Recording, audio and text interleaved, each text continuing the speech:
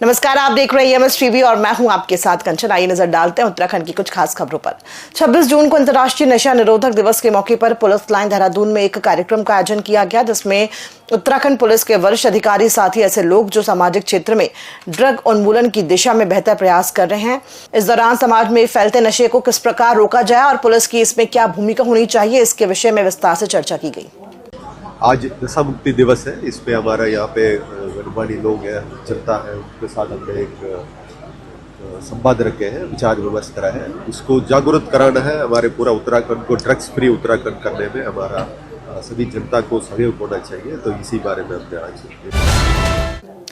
NH-74 घोटाले के मामले में प्रवर्तन निदेशालय ईडी ने गुरुवार को एक बार फिर बड़ी कार्रवाई करते हुए उत्तराखंड के कई शहरों में एक साथ छापेमारी की। ईडी की टीमें देहरादून, काशीपुर और रुद्रपुर में तड़के ही सक्रिय हो गई और कई पूर्व व वर्तमान अफसरों के आवासों व ठिकानों पर दबिश दी गई। इसमें एक PCS अफसर भी शामिल है। जानकारी मुताबिक छापेमारी उन अफसरों के घरों व दफ्तरों पर की गई है जिन पर घोटाले से संबंधित आर्थिक अनियमितताओं में शामिल होने का संदेह है। इससे पहले भी ईडी इस मामले में कई अफसरों पर कार्रवाई कर चुकी है और लाखों रुपए की अवैध संपत्ति जब्त की जा चुकी है।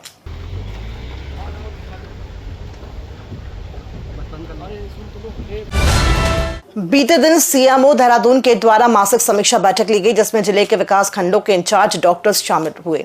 इसको लेकर CMO देहरादून में बताया गया है कि हर माह मासिक समीक्षा बैठक ली जाती है, जिसमें राष्ट्रीय कार्यक्रमों की समीक्षा की जाती है, जिसमें उपलब्धियों के साथ ही कमियों को भी देखा जाता है और उसके संबंध में उचित दिशा निर्देश जारी किए गए, जिससे कमियों को दूर करके सुधार किया जाए।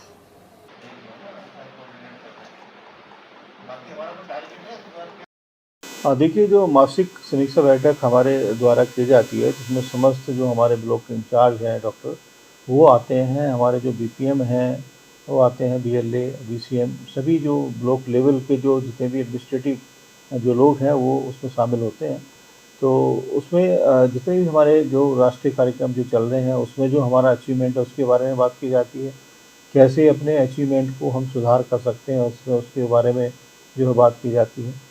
तो उसी के संबंध में सब एक प्रोग्राम वाइज हर एक की उपलब्धि की समीक्षा की गई और जो भी कमियां जहां पे पाई गई किसी के अचीवमेंट में, तो उसको उचित दिशा निर्देश भी जो है दिए गए।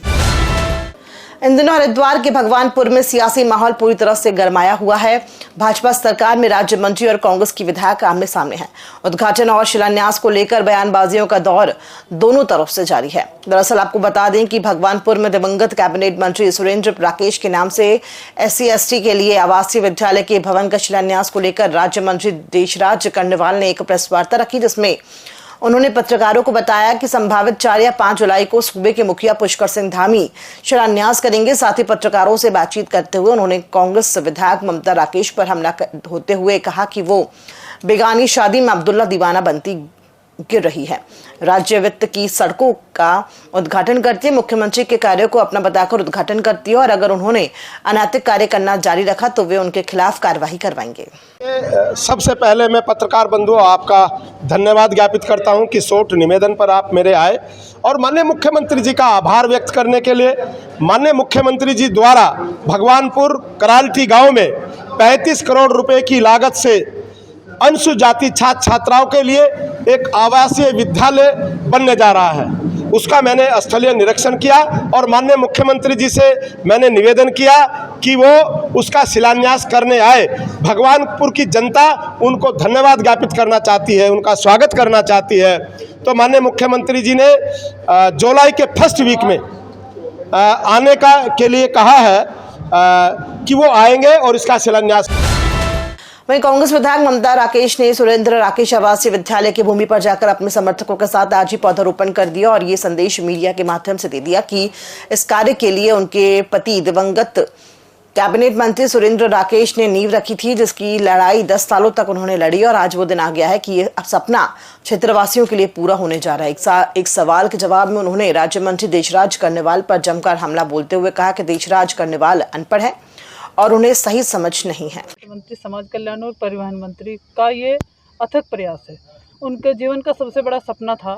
कल तक तो देशराज कर्णवाल जी आरोप लगा रहे थे सुरेंद्र राकेश जी पर, कहीं घोटालों के आरोप लगा रहे थे, कहीं विकास कार्य की बात कर रहे थे। ना ममता राकेश विकास करा रही है, तो मैं तो कह रही हूँ कि उन्होंने पता नहीं कौन सा चश्मा पहन रखा है कि उस चश्मे से उन्हें विकास भगवानपुर विधानसभा का दिखाई नहीं देता। और मैं आपके चैनल के माध्यम से उन्हें चुनौती देती हूँ कि ऐसे कितने स्कूल कॉलेज उन्होंने अपने विधायक रहते हुए अपनी विधानसभा में कराएं। एक कार्य तो बताएं कि कोई स्कूल कॉलेज एससी समाज के लिए, सर्व समाज के लिए, छात्र छात्राओं के लिए कोई ऐसा विशेष कार्य किया हो। आज आप देख रहे हैं कि शॉर्ट नोटिस पर कोई ऐसा कार्यक्रम नहीं था, लेकिन इतना जन सैलाब जो यहाँ खड़ा है इसमें एससी समाज के साथ साथ सर्व समाज के लोग।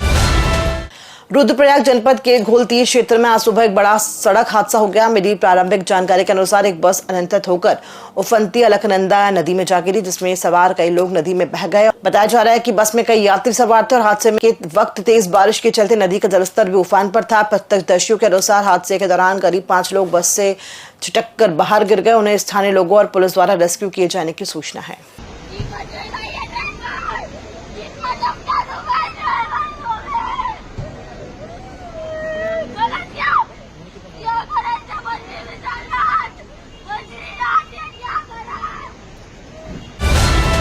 आपातकाल के विरोध में भारतीय जनता पार्टी ने आज का दिन काले दिवस के रूप में मनाया। भारतीय जनता पार्टी ने मौके पर ऋषिकेश में प्रेस कॉन्फ्रेंस की, जिसमें पूर्व मुख्यमंत्री रमेश पोखरियाल निशंक पहुंचे। रमेश पोखरियाल निशंक का तमाम दिग्गज नेताओं ने भाजपा कार्यालय में स्वागत और सम्मान किया। इस दौरान रमेश पोखरियाल निशंक ने कहा कि 50 साल पहले अपनी कुर्सी बचाने के लिए इंदिरा गांधी ने संविधान को ताक पर रख दिया था। देश की बात करने वालों को इंदिरा गांधी ने जेल भेजा था। पत्रकारों की आजादी पर भी प्रतिबंध लगाया था। निशंक ने कहा कि आज भी कांग्रेस की मानसिकता नहीं बदली है। वर्तमान समय में भी कांग्रेस लोकतंत्र पर विश्वास नहीं करती। प्रेस कॉन्फ्रेंस में निशंक कांग्रेस की मानसिकता पर तो सवाल खड़े करते नजर आए, लेकिन निशंक इस बात का जवाब नहीं दे सके कि आखिरकार जिस पार्टी की वो लगातार आलोचना कर रहे हैं, उस पार्टी के कार्यकर्ताओं को भाजपा भर भर कर अपने खेमे में क्यों शामिल कर रही है। कांग्रेस की जो मानसिकता है वो विचार है उसका, और इसलिए कांग्रेस को आपने देखा धीरे धीरे खत्म तो हो रही कांग्रेस। यदि कांग्रेस कितने टुकड़ों में बढ़ती, क्योंकि जो भी देशभक्ति की बात करता था उसको उठा करके कांग्रेस हमेशा हटा देती है। जो भी आप देख लीजिए, कांग्रेस ABCDEF कितने कांग्रेस बने, और इसलिए ये कांग्रेस की मानसिकता है। खबरों में फिलहाल इतना ही। दीजिए इजाजत, नमस्कार।